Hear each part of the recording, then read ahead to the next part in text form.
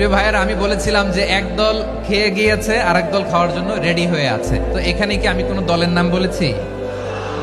বাংলাদেশে 48টা প্রায় নিবন্ধিত রাজনৈতিক দল, কোনো দলের নাম আমি বলিনি।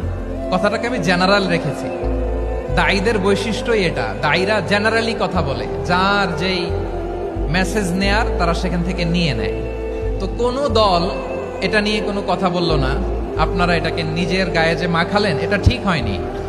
আমি বলবো যে এটা খুবই অনভিপ্রেত হয়েছে। কোনো দলকে টার্গেট করে বা কোনো দলের পক্ষে আমরা কখনো কথা বলি না। আমরা কোরআনের পক্ষে কথা বলি, ইসলামের পক্ষে কথা বলি, ঠিক কিনা বলেন?